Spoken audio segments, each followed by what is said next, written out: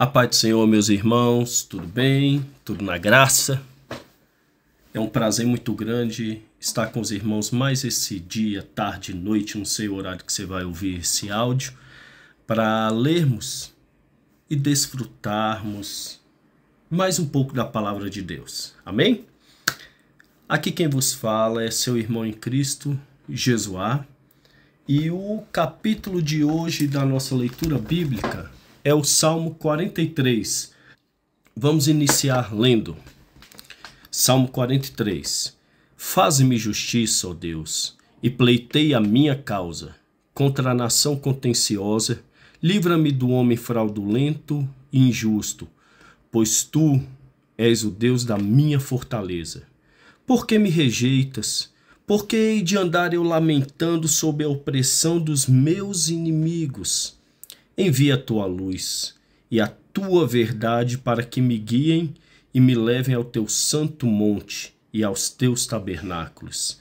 Então irei ao altar de Deus, que é a minha grande alegria. Ao som da harpa eu te louvarei, ó Deus, Deus meu, porque está abatida a minha alma. Por que te perturbas dentre mim? Espera em Deus, pois ainda o louvarei, a Ele meu auxílio e Deus meu. Glória a Deus. Vamos lá. O capítulo 43, meus irmãos, ele faz com que meditemos acerca da confiança em Deus. Aqui o cenário muda outra vez. Enquanto a alvorada anuncia a manhã e lembra o salmista da luz e da verdade de Deus, no versículo 3, o Senhor conduziu Israel do Egito até a terra prometida com uma coluna de nuvem durante o dia e uma coluna de fogo durante a noite. Da mesma forma, sua luz e sua verdade, fidelidade, levariam o salmista de volta a Jerusalém. O exilado inocente seria justificado diante de seus acusadores e salvo daquela nação ímpia. Somente o Senhor era a sua força e a rocha da sua salvação, como está lá no capítulo 42, versículo 9 que vimos. E logo, o seu desespero seria substituído pela alegria. Meu amado, minha amada, ao confiar no Senhor, o povo de Deus deve lembrar que sua bondade e misericórdia sempre o seguirão e que sua luz e verdade os conduzirão. O santo monte de Deus é o Monte Sião, onde ficava o santuário de Deus, o lugar por onde ele habitava. Porém, o salmista não exulta simplesmente em ser libertado de seus inimigos e em voltar à sua terra natal, mas também no privilégio de visitar o altar de Deus, em lhe oferecer sacrifício e em louvar ao Senhor.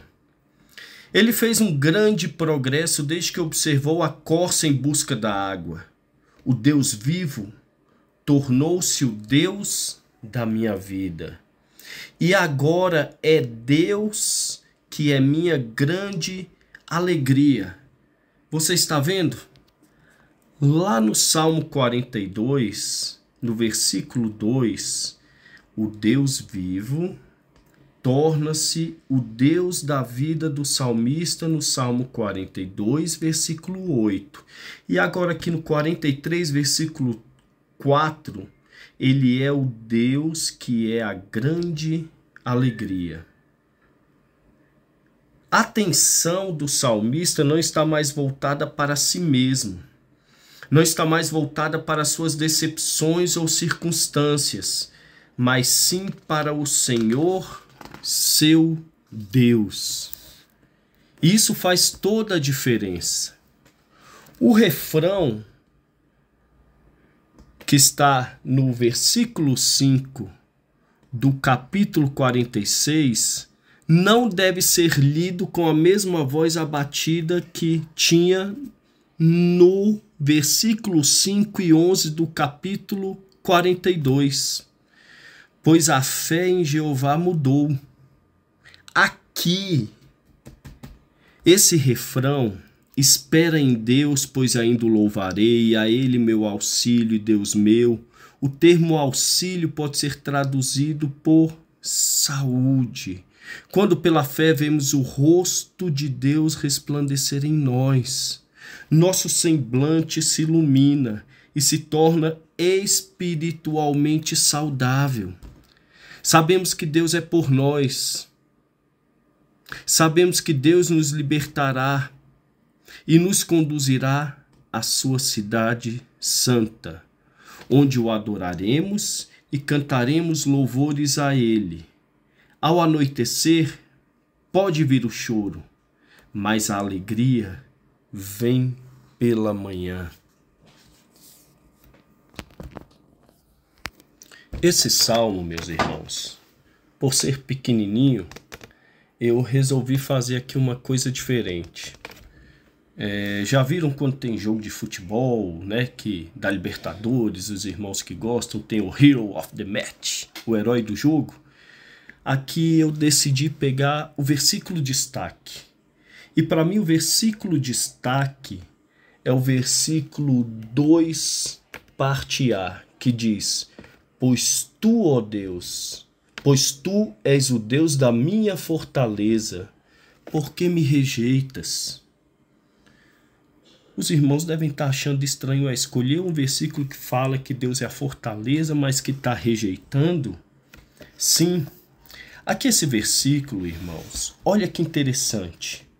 Pois tu és o Deus da minha fortaleza, Elohim, cujo nome significa poder. Ele era a força do salmista. Mas apesar disso, ele estava sendo avassalado pelos seus adversários. Por conseguinte, o poeta invocou a Deus para que a questão fosse endireitada. A enfermidade e a opressão dos inimigos tinham deixado o salmista em uma situação calamitosa, porque cada dia se renovavam as suas tribulações e não lhe era concedido alívio. A questão tinha fugido do controle do salmista, e somente o poder de Deus era forte o bastante para reverter a miserável síndrome na qual ele estava envolvido. Olhe, a declaração de que Deus é a nossa rocha pode ter vários significados.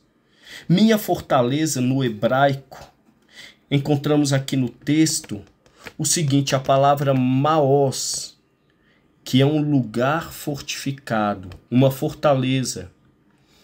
Ali, o salmista encontrava refúgio para descansar e sentir-se protegido, mas ali, oculto, ele também podia atacar os inimigos.